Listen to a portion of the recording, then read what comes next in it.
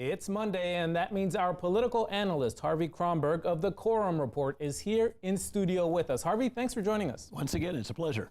So, recent polling shows Jasmine Crockett with overwhelming support from likely black voters, but over the weekend, some comments have resurfaced about comments she made about Latino Trump voters having a slave mentality. That's a quote.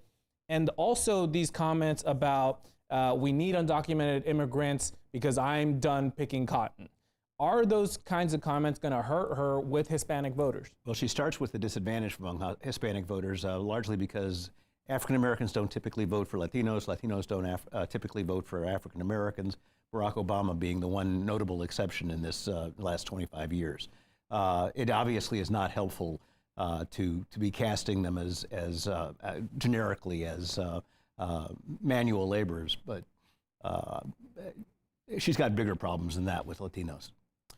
Does she do damage control, or can she just ride this out? I don't think she can ride it out. Again, I mean, she may be able to win the primary without Latino vote, but she's not going to be competitive in any shape, form, or fashion without them in the general election. And this is a comment that might hurt her if she does advance to the general with Hispanic voters who, you got to believe that the Republicans will push this comment more and more. Oh, absolutely. And the Republicans are in retreat right now with Hispanic voters because of obviously all the optics related to ICE and immigration, et cetera. But this gives them an opportunity to have some kind of rapprochement with Latino voters.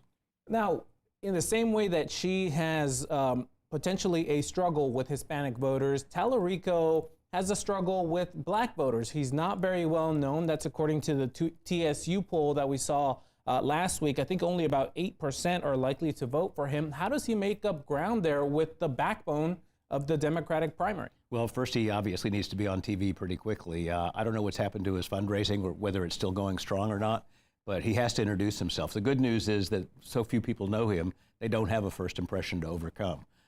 So there is a path for him, but it's going to be expensive, and it's going to have to start pretty quickly. And Harvey, let's talk about property taxes, because we saw the governor, the lieutenant governor, Dan Patrick, are at odds once again, just like they were over THC. But perhaps they are saying, hey, we're not in a fight. We saw the governor today put out a statement saying he endorsed Lieutenant Governor Dan Patrick for re-election. Are they trying to say, hey, everything's okay here? Well, they're patching over a pretty substantial difference here. The governor is frankly delusional if he thinks we're going to be able to support ongoing property tax relief based on budget surpluses, especially when our biggest revenue stream, sales taxes, are flatlining, if not potentially in decline. The lieutenant governor essentially is going to control the agenda when the legislature meets. So there's no point being adversarial if you're really trying to accomplish a similar goal. But in this case, once again, on property taxes, Dan Patrick is correct. That is something interesting, because if we told Lieutenant Governor Dan Patrick that he was going to be defending property taxes in 2007, I don't think he would have believed us. But what is going on here with the governor's proposal? Well, the governor is proposing financing this all based on ongoing budget surpluses. The lieutenant governor wants to increase the homestead exemption and put a cap on it at 55 years. Now, that's got its own problems, but it's not systematically faulty the way the governor's plan is. And that's more adjustable unless we do another constitutional amendment.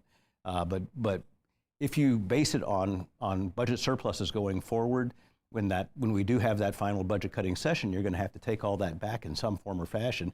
And we've made so many commitments now, including the first $51 billion in the next budget being property tax relief, that we don't have very much flexibility. We have very little discretionary income to play with. So, does it seem to you, Harvey, that lawmakers have just gotten so used to us having such a good economy here in Texas, and perhaps are getting us into a potential situation when we don't have that surplus and there may have to be cuts? They think it's an entitlement. And frankly, there's 6 senators currently in the Senate that were here in the last budget cutting session in 2011. There's 18 House members that were here in 2011. They have no idea. We had to cut 20% out of our budget that time, and it was draconian.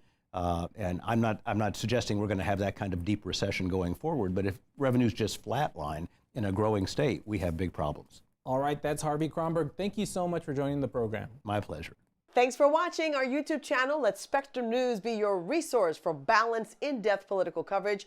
And click the subscribe button here. You can also download our app and watch us on TV to learn more about the candidates, where they stand on the issues, and more. We'll see you then.